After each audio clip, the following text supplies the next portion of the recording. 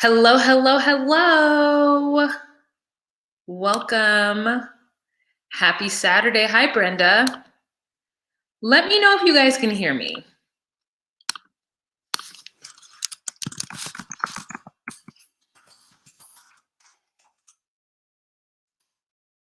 Oh, it's even taking a second to put that up. I will only have audio today, you guys. Okay. Great. I'm only having audio today because I don't have a very strong Wi-Fi connection, and I don't want to be like pixelated.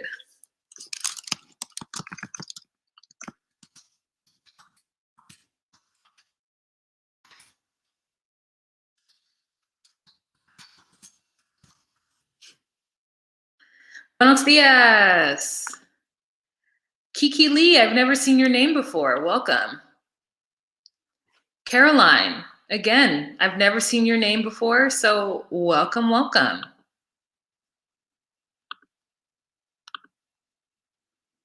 Super Sailor, never seen you before, so welcome. Hi, Annie, haven't seen you in a very long time. Hope all is well. Adriana, welcome, welcome. Hearts to you as well. And Tars Talks, never seen you. Hello, welcome. A lot of new people, or a lot of people who never usually interact. Welcome. Good morning, Tiff. Again, Jackie. Hi, thank you for the compliment. Tiff, again, I've never seen your name. Hello, Tiff, welcome. Yazelle, yes. Hi, girl. Oh my God, thank you so much for that super chat. There's so many people that I don't know in this room. Oh my God. Bunny, hello, never seen you before. Diva Law, can't recall seeing you before. Hello, welcome, you made it live. Chanda Chanda, hello, hello. Tiana, my moderator. Hey girl. Monica, hi. Arendina, welcome back. Annie, thank you so much for that super chat. What does it say? My husband started watching reality TV with me during COVID. He's listening to this too and said to give a super chat from him. Thank you, Mr. Richter. Thank you so much. I appreciate it.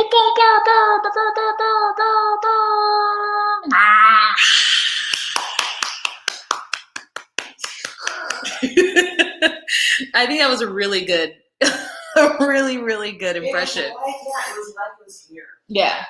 You guys, Chris is here for the second, and then she's going to go off and do her Thug Fizzle, but she's here as well. Do I know anyone in this room? No. No. Natalie. Arendina, I do know. Arendina. Joanna, hello, welcome. Hi, everyone. I found your page a few weeks ago. I watch all of your past reviews. And oh, thank you. She is amazing, but that's so lovely that you now know. Thank you. Erica, hello. Hello. Teacher Jan's favorite. Great. Good afternoon. Oh, where are you? Where are you? Because it's still, I considered morning in California. Mama, baby, Pinky Blanket!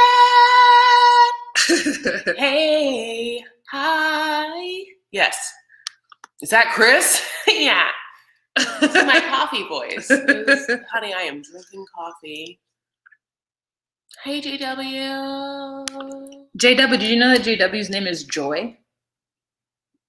Yes. Okay. No, I don't know that. No, I didn't know that. Anyways, this is Jasmine, Baba Baby Binky Blanket, and then this is Joy with an I. Where's the I? Her name is G-O-I? Okay, yeah. J-O-I. Yeah. And Brooke. Hello, Brooke. Oh, can I have coffee? You want coffee? No. Oh, what kind of coffee? Oh, and, I'm a huge Nespresso fan. I just, love Nespresso. So right now I have about 3 shots of the Voltresso espresso from Nespresso with the So oat milk creamer and vanilla. And I want to give you like real low alto voice to hear this. And I'm telling you, it's so nice. And Wah is ready to start her show. Hey guys, it's Wahima, but just call me Wah. Melanated! Welcome to my recap of Love After Lockup, Season 3, Episode 43, because they won't just give us a Season 5. And thank you guys so much for joining me. As I've been saying, this is going to be audio only as I'm having issues with my camera and Wi-Fi. You know, the Wi-Fi is a little weird. And I don't want to stress you guys out with just watching me freeze every moment, but I know the audio is coming through loud and clear, so that is great. Hello, Tamika. I've never met you before, never seen your name, but you're here and you're not late. It starts 5 minutes in. This is why we give folks the opportunity to, you know, get the 5 minutes so that everyone can just come in and chilly wills. I like your picture, Tamika. What a fun little like photo booth visual. Yes, honey, just feeling yourself in that photo booth. I get that, Tamika. Sherry, hi girl, like your picture too. You guys don't forget to give this video a thumbs up, support your girl. You can give a super chat if you like. You can give to any of these things that are scrolling across the screen right now. But we're gonna go on ahead and jump right in after you've given this a thumbs up. Do it.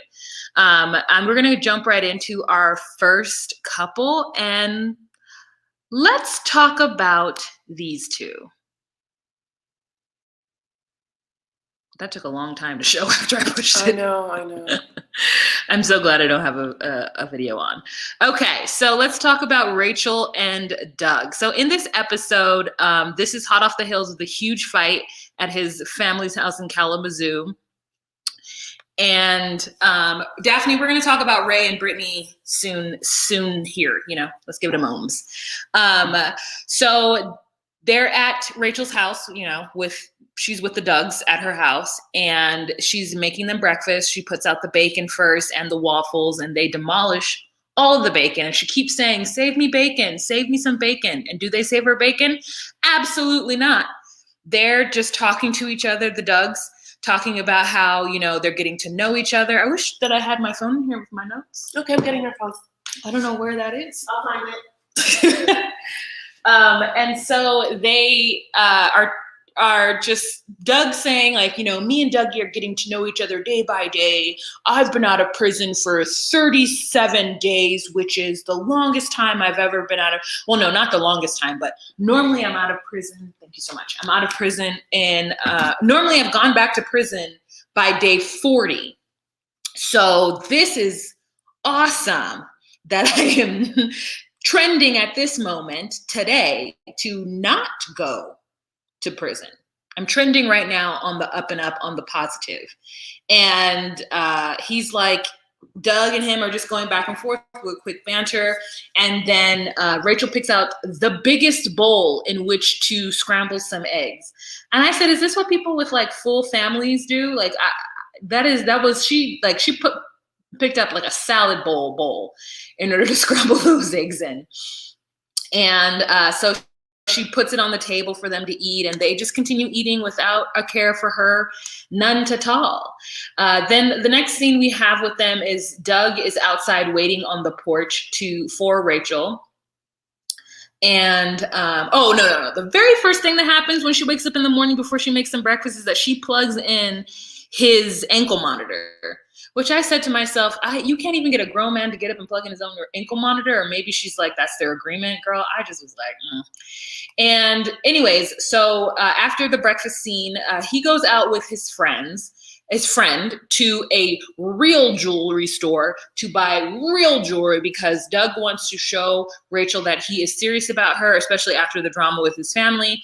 And so he's got himself a little job and he's like, I'm gonna buy my wife a new ring. I'm gonna, make it more official. I want her to have like an actual proposal. And so he goes with his homeboy, and the homeboy's like, yeah, we ain't never been in no real jewelry store. Yeah, man, you know how we are. Like, we go to the pawn shop. And I was like, you can get jewelry at the pawn shop? I need to go check out the pawn shop, like, because all I know is to go to jewelry stores. Not that I buy jewelry. when I want to buy jewelry that isn't as expensive as a jewelry store, I go to the swap meet and I go to the, you give me some nice gold, and it's not even that high of a percentage of gold, but that's where I go is the swap meet. So I'm like, let me check out these pawn shops to see about some jewelry. And his cousin / friend or whoever that is says to him, says to the cameras that they don't think that he's going to, keep it up with Rachel and that, he's going to mess it up. They have no faith in him. And I guess Doug has faith in himself because he says it's 37 days out and he's doing what he needs to do. And so, it's really interesting the interaction between these two. And so I guess he gets this ring for $5,500, and he says he's going to pay it off or whatever. Then he's waiting outside for her to pull up because he's impatient. They're going to go somewhere or do something or something. But she's a little behind because she was hanging out with her mom. And he's got a little ish to talk. But when she pulls up, they end up driving over to a secret location in which she's trying to figure out where they're going. But he doesn't want to tell her where they're going. And he is like kind of being crazy with her. Not crazy, but like being weird because she's like asking questions. And he's like, just drive towards 8 Mile. And she's like, what could I, as a native Detroitian, like, what could be happening at the 8 Mile? And so they drive there, and apparently it's very pretty. Like, I don't really know anything about 8 Mile besides the movie and Lose Yourself. And so to me, I thought it was going to be like gritty and grimy, but it's like nice, I guess it looks over some water, or, it's a piece of land that looks over some water is all I could really tell about it. And he gets down on one knee and he proposes to her, but the entire time he's unable to like be cordial to her when she has things to say. He's like, are you going to ruin this moment? And then I guess she's a little nervous, so maybe she is ruining it for him. And he proposes to her, and he says that the reason why this is going to work is because in the past, women have always just told him, hey, yeah, let's get married, or you're my fiance. He's never actually asked anyone to marry them, and he said if he had, then he would be married right now. Rachel says that everything feels right with Dougie. This is Doug. This is the happiest she's ever been in her entire life. In any relationship, this is the happiest she's ever been. And I'm so sad for her because I think that sucks. Ugh, I'm just really sad for her. And Doug says that everything feels right. Like, he has the car, he has the job, he has the truck, he has the house, he has the family, and he just is really intent on not ruining it. But next episode, girl, do we or do we not feel like something goes down next episode? I feel like something goes down next episode. All right, what do you guys say? Doug is trying? ? Listen, that's what I'm trying to figure out. What do you mean he's trying? And that wasn't the ring from the jewel. Totally a different ring. So for sure he went to the pawn shop. Oh, you're right. It wasn't the same ring when he was in the jewelry store looking at rings. That was not the ring he put on her finger. Also, it was too big. So he didn't get it sized or anything. I hate to say it, but Doug's doing Ray. What does that mean? What's Ray? Annie says he wants to make it work because she lives in a different social economic level than he grew up. Oh, absolutely. And his family is so, it's always weird for me when people talk about money in that way. It's always weird for me when people like identify it in such a this is so different than my lifestyle. Like, I guess I just be around people who are different than my lifestyle and different than what I grew up in. And I'm never like, oh man, I don't know, feel good, it's weird. Don't forget where you came from. Like, that don't forget where you came from comment made me go, oh, Doug is not going to make it.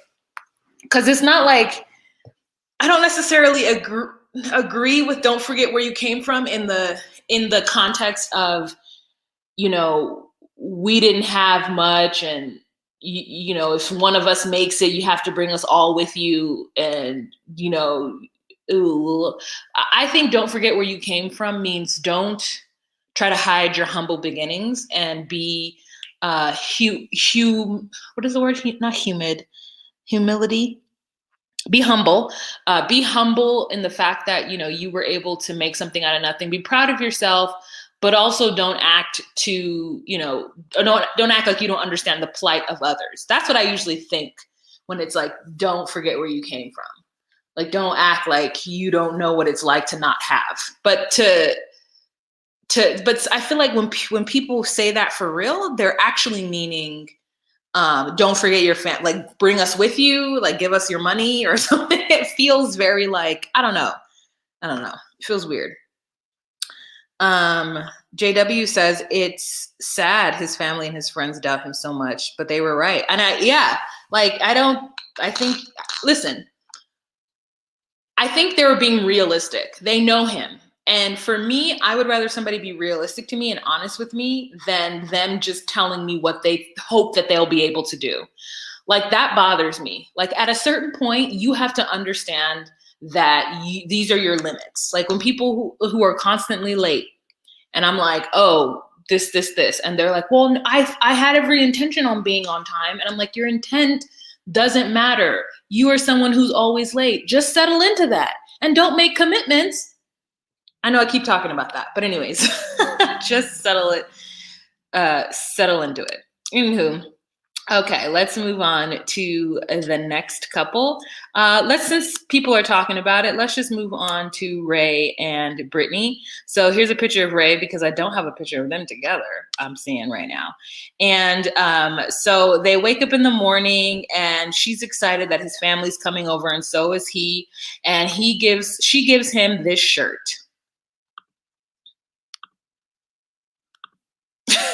Which he looks so excited to be wearing. And he's wearing this shirt in My New Life, Chapter 1. She loves to make a shirt, girl. She loves to make a shirt. And so he is in the kitchen and they're preparing, and he's asking her like whether or not her peoples are going to come. And she's like, no, they're not going to come. I don't want to overwhelm you. Like, let's just have your peoples come and see the house and do whatever. And then, you know, we can gradually take baby steps and move on from there. And Ray's feeling some type of way. And I don't quite understand why he's feeling some type of way. Because if she's telling him that my peoples are not ready to meet you or deal with this situation, why can't he just understand that he just did a 4-year bid and she's from a household and a family that's not going to understand that?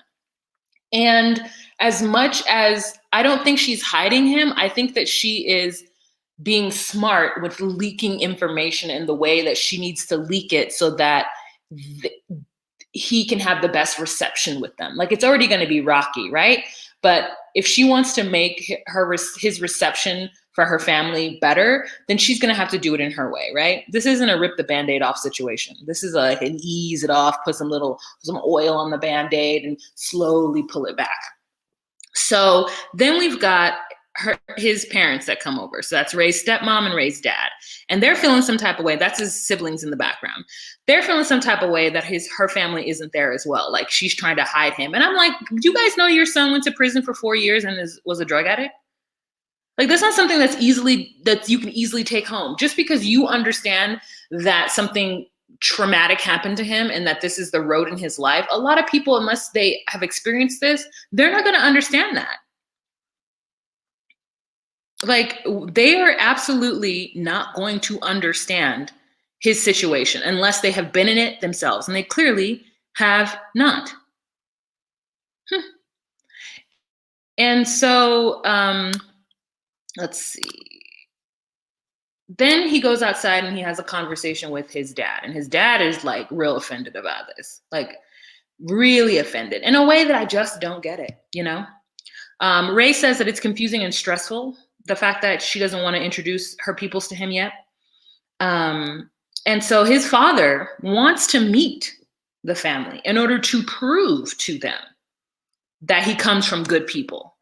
And again, this is them like trying to, I don't know, like make up for something or prove something, which they don't have to prove it. They don't have to prove anything to her family. And the fact that they're pushing it is weird to me.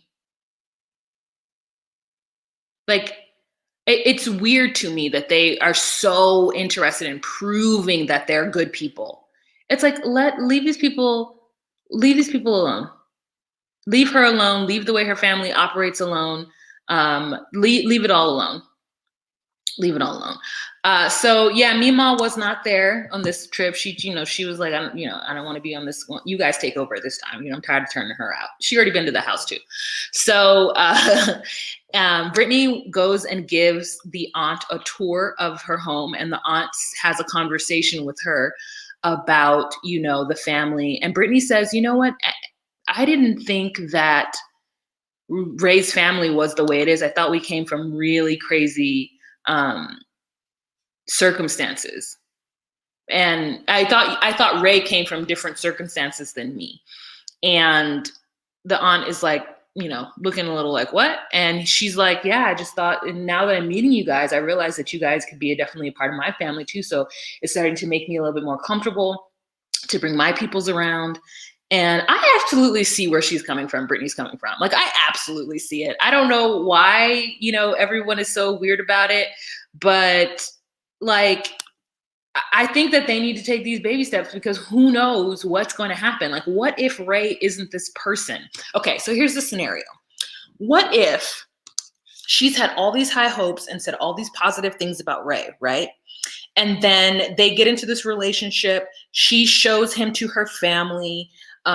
They get knee deep into it, and Ray ends up going through some kind of slump or depression, or, his sobriety is challenged, in a way, maybe when he goes back to work, because right now he's not working, right?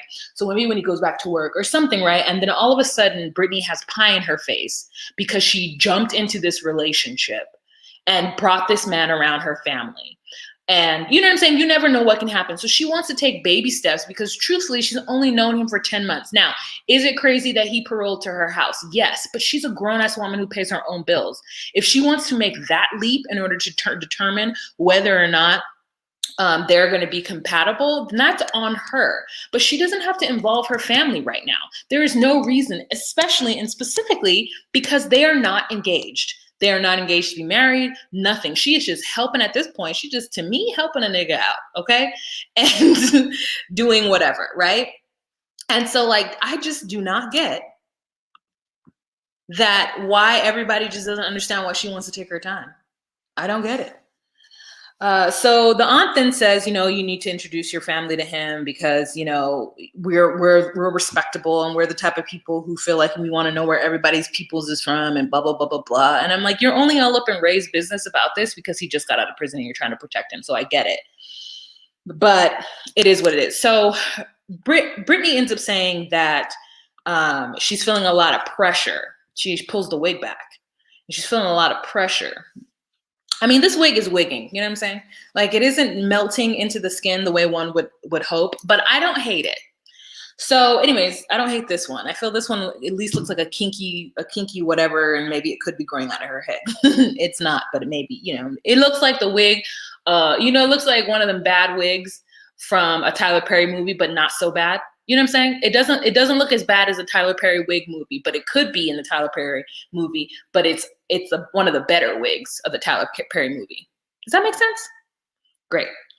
And so she honestly says that she is uncomfortable with having her father come to this house, or having her peoples come to this house, when Brittany is the one paying all the bills. She's working 2 jobs when this man has got an ankle monitor on his leg and he does nothing all day.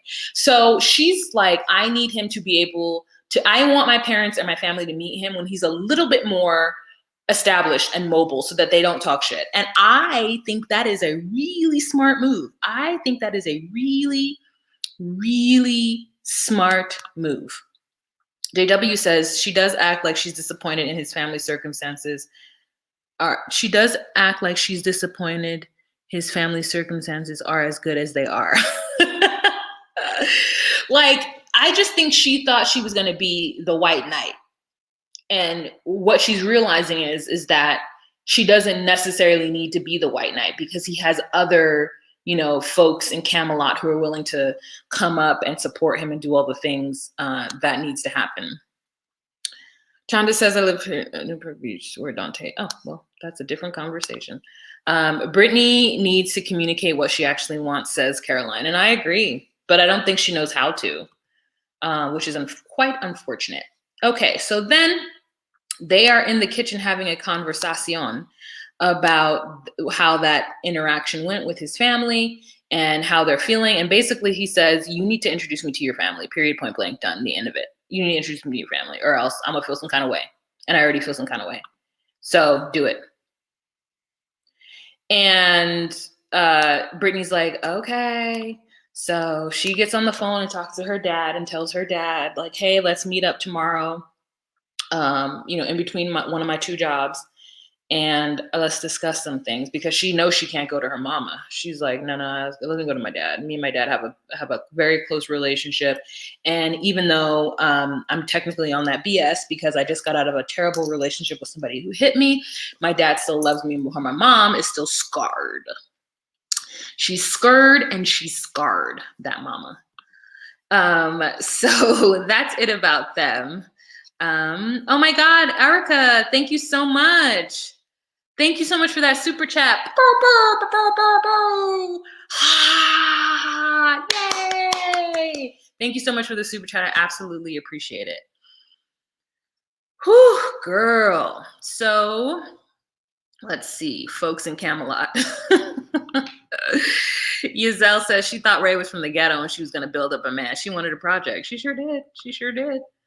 And so now we're just watching her react. Ramsterdam, hello. Good night, good evening, wherever time it is in the Europes. She should warn her dad what he walked into the house, like Ray going to be here also. So that's so funny. Juanita says he made it sound like he came from a rough life. That's why she was surprised when he drove to his parents' house. I mean, and the truth is he did. Like, I think he just kind of lived in two different worlds. I think he lived in the world with his mother and he lived in the world with his dad. Now, I'm not sure if he physically lived, which world he physically lived in, but I often think that people who have a two social economic background lifestyle tend to gravitate more towards the lesser income household because it feels like more of a, I don't know, maybe it feels like more of a struggle. Maybe it feels like more of something you're proud of because of, in Black culture, there is a lot of glorifying of being ghetto and being poor and coming up. Like, it's almost like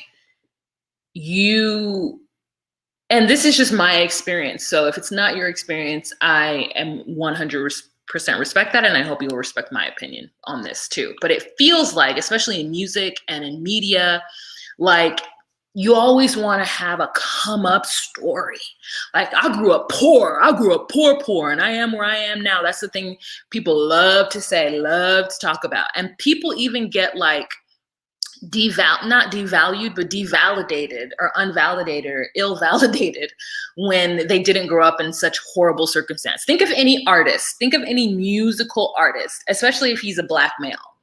If he was like, man, I grew up in a two-parent family household. Like, y'all would be like, he didn't have to struggle. He didn't have to work hard to get here, as though like those two people didn't have to work hard. And like with Ice Cube, for example, Ice Cube grew up in a two-family household in Compton. Now we all feel like, oh, Compton's so rough. There are a lot of two-parent households in Compton, you guys. Okay. And the way Dr. Dre and them tell it, you wouldn't think that there would be. But I have Compton family and there's a lot of two-parent family households. You know what I'm saying? Like, Drake is a good example as well. People were like, he was on Degrassi. He came up, he had this, he had that. And, like his mom was white. So his advantage must have been something. And so he had to like prove his lyricism to be able to do anything. And even when you have white rappers who come from like affluent or less, like, would Eminem be as big and as powerful, and not as powerful, but would he be as like revered if he didn't grow up dirt poor with a crazy ass mama and have like all these problems? Who knows? But like, we really want to see the struggle with people. We really want to hear about how Cardi was on the pole. We really want to hear about, you know, how people grew up in the projects, and it's glorified in a way. And it's almost feels like, you know, if you did not grow up in this background, then if you did not grow up poor, then are you really Black? It feels like that for me. And so perhaps he was like, yeah, I grew up in this, and, you know, and the fact is that his mother was shot 5 times. Like, in what circumstances does anybody who, that's like crazy to me. Like, and they don't know who did it or why. So it's like he was in a certain element, and it did shape him, regardless of if he was still with his father and his stepmother and in their sort of like quintessential, you know, household. It affected him. And so he talks about it and glorified it as though that was his actual like whole life, as opposed to talking about the fact that he had a different life besides that. Anywho, I'm off my soapbox. Let's move on to the next couple. The next couple, since you guys are talking about it, let's just go on ahead and move on to these two fools. I personally, again, feel like Dante deserves everything that he gets. So Dante wakes up in the morning feeling real dumb because of his behavior and loving another big booty stripper, as his mother would say. And so he goes to the gym to meet up with his homeboy. And I think, was it Caroline who was just saying that her daughter met him, who I call Dean, but that's not his name, went up to pump some iron, and man, the man could not lift that barbell. And his friend was like, come on, man. And I'm like, Dante looks like he got strong arms, and maybe it's because he's so skinny and all he has to do is lift like, you know, 10 pounds here and there, and then he builds up that muscle. But he tells his homeboy that about the situation from last night and how he laid in wait and he caught her and she got in the car after he was like, whatever. And the homeboy was just like, yeah, you know, now you know she's a hoe. She knows she a hoe. So where are we going to go from here? And he says that, you know, Nicole shattered his heart into 1,000 pieces. He feels so betrayed, and he's tired of being treated like a second-rate scrub, only good for buying things and giving money. And he doesn't feel like he deserves that. And I said, you know what? You don't deserve it, but you keep going for the women who are going to use you for your money, especially because you really don't have much money. Boy, you really don't have much money. Okay, we see that car, we see that back tire. You know what I'm saying? Like, I don't understand that people don't, you know, you don't have to put a lot of money into your car. You don't necessarily have to have a nice car, or if I'm from LA, I'm gonna say core. You don't necessarily have to have a nice core. You know what I'm saying? Like, you don't have to be sitting on rims or what have you and whatnot. However, you know, you don't want your core to look beat up, and your car look beat up. So I'm like, I know you don't got no money, okay? Because you were fixing stuff. Friends telling him he's being stupid and he just needs to cut it off and walk away and you know, go about his business. But then she calls him and she's like, Dante, can we talk, Dante? What are we gonna do? I mean, I don't want to end it like that. And he's like, yeah, Nicole, what's up? What you want? And she's like, can we talk? And he's like, yeah. And she's like, okay, well, not now and not tonight. Can we talk tomorrow? And he's like, okay. And so I'm just like, why? What's she doing? What's she doing tonight? She can't talk to you tonight. Why didn't you ask her that? That's supposed to be your fiance. It's supposed to be your girl. And she don't want to talk to you tonight. She wants to talk to you tomorrow night. Excuse me. What's happening? And so Dean, I'm gonna call him Dean. Dean is like, man, get off that phone with him. Dante, what you doing? Get off the phone with her, X, Y, and Z. And Dante's like, I feel like we still have to, you know, I need some closure. I need to better understand what's going on. And like, I'm just, Derek is his name. And I just want to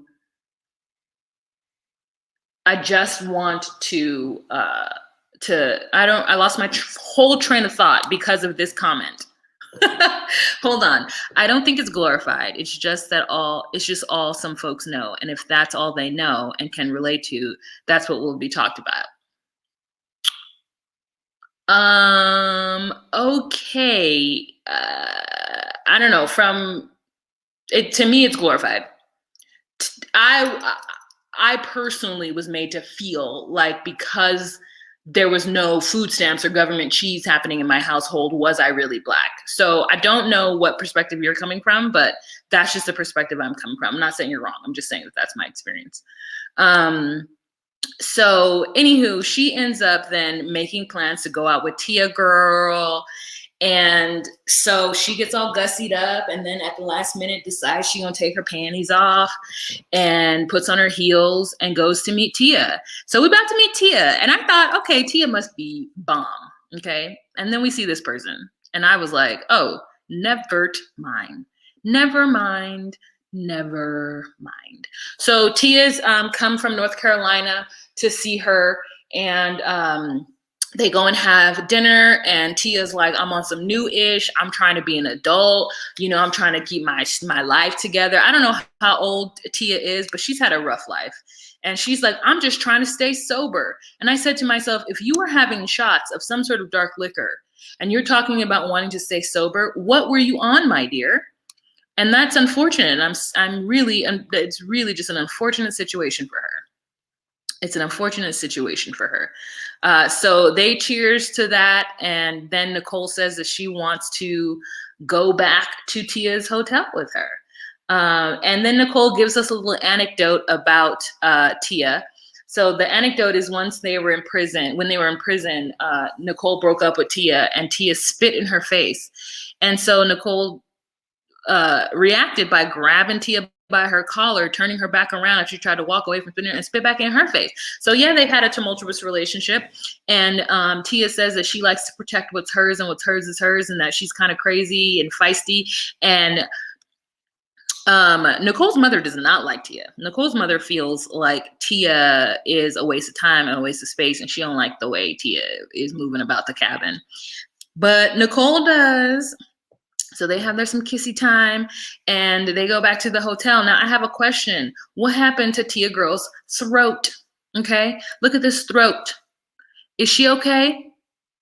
Was this like a throat surgery, or did somebody try to cut her neck off? Because Mama been through it. Mama been through it. Okay, and I would like more background information on what is going down.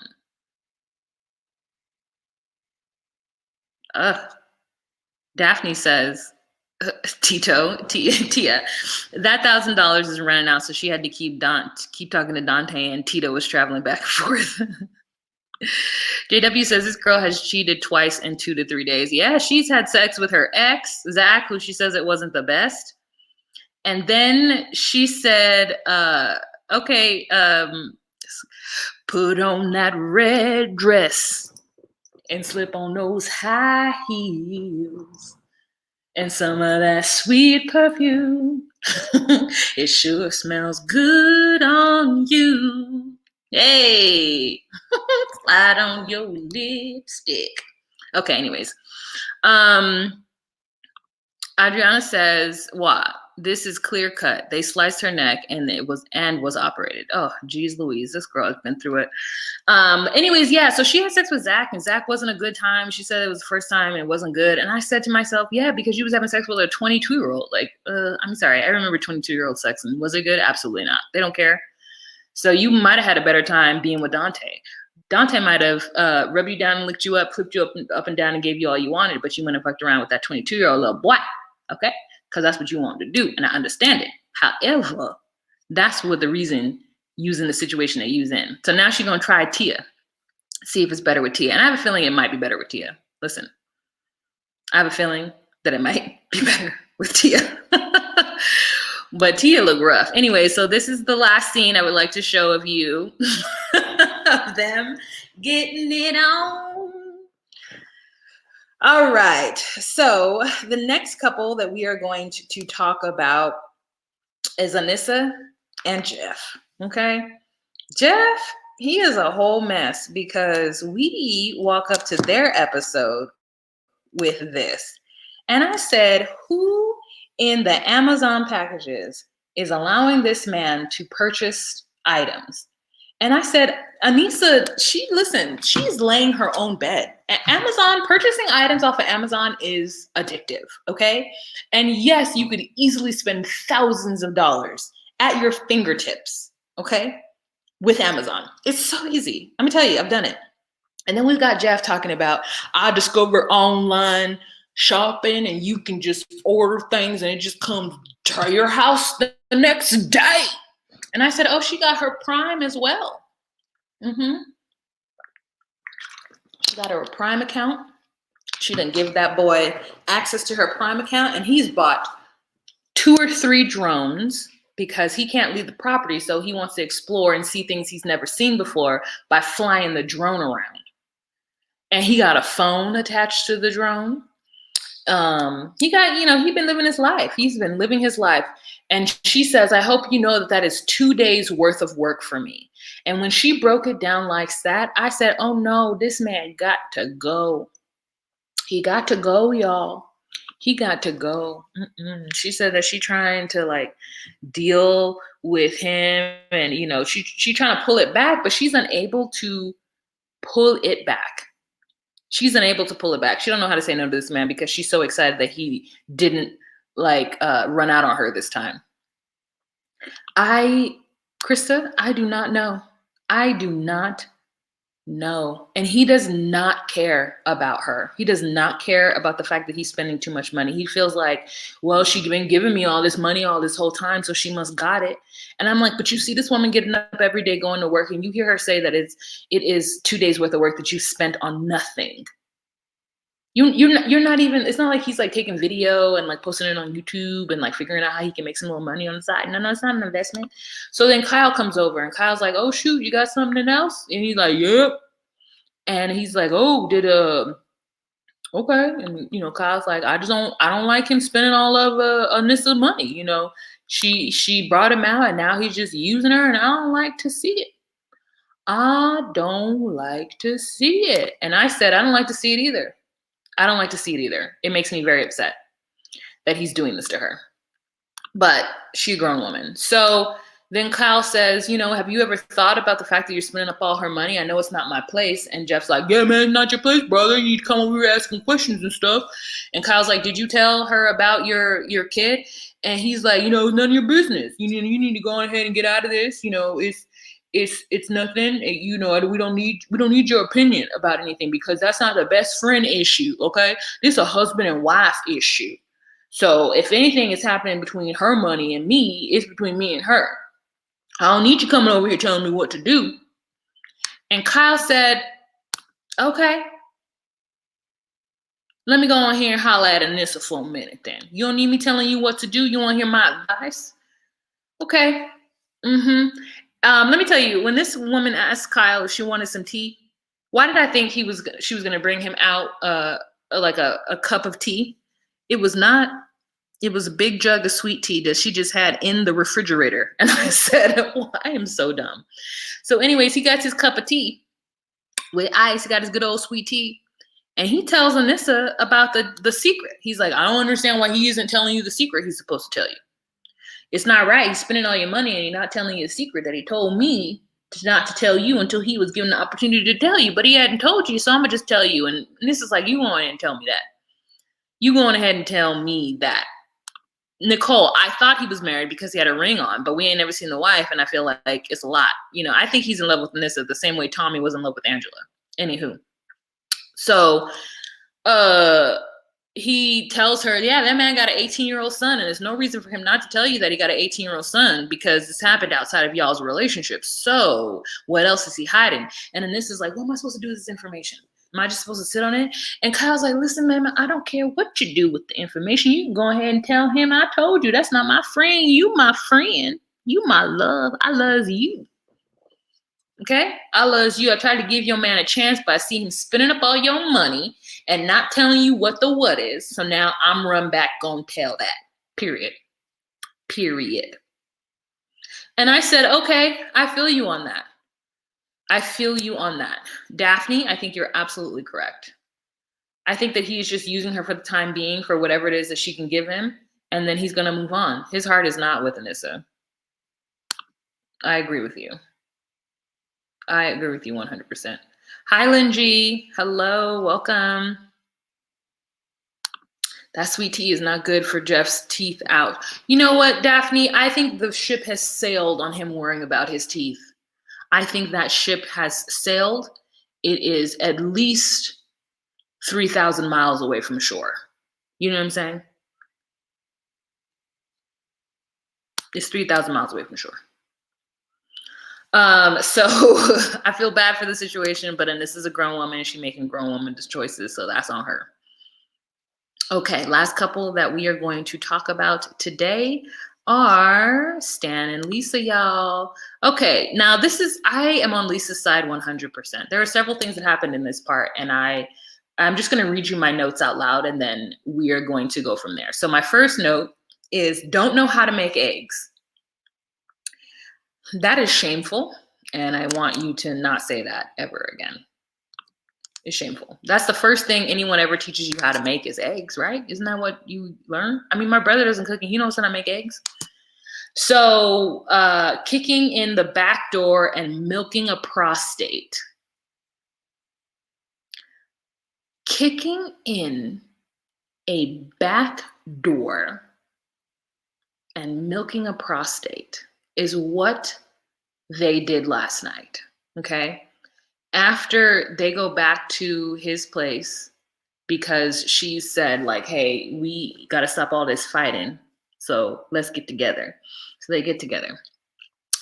And she takes him down into the dungeon and she kicked down his back door and milked his prostate.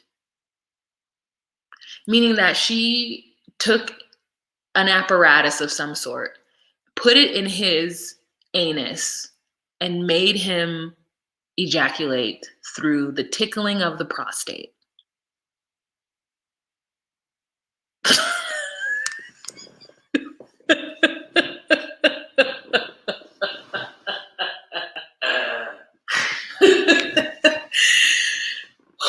I love Lisa.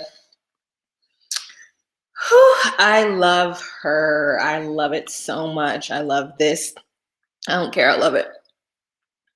She looked dead in the camera and she said, you know, not many people are into kicking down back doors and milking a prostate, but I am. And I say, you going ahead and peg him. That's called pegging. When a woman does it to a man, it's called pegging, just so you guys are aware of what that is called. Okay, and so they're having talk in the bed because he brings her breakfast in bed if he doesn't know how to make eggs. And he is asking her about their future and what they perhaps may do in the future. And she's like, well, let's get a car. Let's get a car. And he's like, well, let's talk about other stuff. Sabine. Yes, Rashana. That is the exact words that she used. That is the exact words that she used. And I said, oh, okay. Oh, great. And so Stan wants her to commit. And she's like, I was ready to come out of prison and commit to you, but you acted a fool 2 times in a row. And you acted a whole fool 2 times in a row. And so now you were going to have to give everything that you said you were going to do and hold up every bargain you made with me in order for me to feel comfortable in this situation. And because you haven't done that or you can't do that, I'm not going to feel comfortable in this situation, period. And so he doesn't get that. He keeps trying to get her to commit. And she's like, absolutely not. I'm not going to commit because you acted a fool. We're too tumultuous with each other. And I'm like, why does he want to marry her? So, I mean, I get what she's doing and why she's doing it because there's no guarantee. But he needs to understand that he acted up and now the trust is broken between them and he's just going to have to pay out and do all the things. And he can't get her promised on that because of the way he's behaved. He's kicked her out twice. So she's not going to align herself with him, specifically and especially because she's still married to 2 people. So there's so much stuff she needs to figure out that her committing to him right away is not something that she's ready to do. And I think that's smart of her because she's letting him know that she's not all the way in this unless he proves it to her. And so they get into the car and they go to get her a car, and he's then trying to be weird about it again, like making commitments. She's like, nah, bro, this is what it is. You're gonna have to show me who you are. They get there, and the person is like, oh, is this your dad? And they're like, no, it's my boyfriend. And I said, we needed to think of another name besides boyfriend, because you were not a boy, Stan. You were not a boy.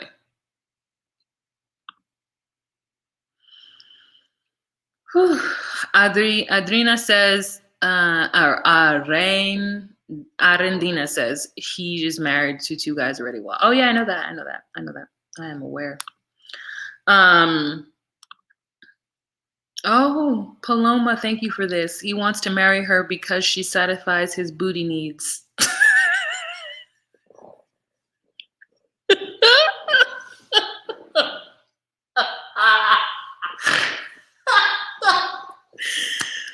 Oh, thank you. Satisfy his booty needs. Oh, a peg pal. Oh, I love it. Misha, I don't know, because I don't do spoilers, so I don't know, girl. I don't look for spoilers, and I haven't heard anything about them. But oh, Lord have mercy. Lord have mercy. That was great. Thank you for that. Booty needs and peg pal. I love it. Okay. Where are my notes? Okay, so get a car. They wish that there were certain things about the future. I'm married and got to figure that out. And I got to take it one day at a time, 1 minute at a time, because you know that he and I are very tumultuous together. Promises are made on both sides, but he's going to need to put some actions into step. I love her nomenclature. I love her verbiage. You know what I'm saying? Actions into steps sounds like something very much like, you know, you would hear from a therapist or somebody who's helping you get off drugs. And so this man tries to get information out of her as well. And she's just like, man, I don't know how much I'm willing to pay you a month. I first got to get a job, but he's about to give me this $4,000 or $5,000 on this car. So we're about to get this car. Okay, so let's sit down and have a conversation about this car. He has paid $3,200 in her tickets because, you know, the first time she went to prison is that she went to get a car when she was 26 years old and she just drove off the lot. And since that was her first 5 years in prison. So I was like, wow, Lisa, I thought Lisa was in and out of prison since she was like 18, but no, she started relatively late in life. So she must have gotten on drugs or been really bad into drugs like for a lot of her time, and then actually got caught up. But it made me go, okay, Lisa, she had like, you know, over 10 years of time of bad behavior, and now she's ready to straighten up and fly, right? And I'm feeling her. So they test drive this car. They agree to get it for her, and he wants her to pay the credit. He doesn't want the car in his name. He wants it on her name. And I'm like, the reason why you don't want this car in your name is because she might do something crazy with it and you'll be liable. So yeah, you're just going to give her the $4,000 or $5,000, wash your hands of it. And if she doesn't pay the payments or doesn't do whatever, then it's on her, because it's a $12,000 car. And I was like, if you're putting on $5,000 on a $12,000 car, like all you have to pay is $7,000, girl. You can pay that car off in a year. If you really was hoofing it, you could pay the car off in 2 years. You know what I'm saying? Like she could pay that car off relatively quick. 500, if she did 500 a month, 5 times 12 or 12, like 6 months. What am I doing? I'm trying to do math. $6,000 if she did $500 a month a year. Like she could easily do that, especially if he's paying for everything else and she just get her little job and pay this car note. So, you know, he's put her in a pretty good situation as long as she doesn't mess it up. And then he asks her again about getting married. And she says it's going to take a pretty big rock for her to say yes. Meanwhile, she's having this texting conversation. Now, we don't know who she's having this texting conversation with. It's a girl, though, obviously, right? Hey, what's up, girl? When are we meeting up? Soon. Got a new ride. Hello, man. Work it. I'm so like, she's talking to a homegirl. And I don't judge her for this. I know that not TLC, but Matt Sharp wants us to feel some kind of way about it. But, you know, you talk the way you would talk with your girlfriends, the way you need to talk to your girlfriends. So I support this text chain right here. But he can't ask for the car because it's under her name. Yeah. So basically this is a giant present he's giving her. And if he's planning on paying her insurance and all that stuff, he's like, well, we got to talk about insurance. We got to talk about sales tax. And I was like, I have never thought about any of that when I've gone to get a car, but I don't know about those things. She's actually working, so Stan needs to pay. Pegging is labor intensive. Oh, it is. She already is a hardworking girl having to deal with Stan, but hey, hit that butt. She sure did ask him how his butt was feeling, and he giggled. He laughed about it. And that is the end of this episode, you guys. I want to thank you guys so much for joining me. We're pulling up on a whole hour, you know what I'm saying? And I really did enjoy this conversation. You guys are hilarious. Lisa's hairstylist went to YouTube University. So sad. Listen, Daphne, don't be jealous. I go to YouTube University almost every day because there's a lot of things I'm trying to figure out. And her hair does look, it's good. It's growing on me now that I, understand everything that's going on with the hair. So many people are constantly, DMing me, telling me about her hairstyle because I didn't understand it. And so I'm just letting you do it. Just letting it happen. Thank you so much, B. Oh, I appreciate the super chat.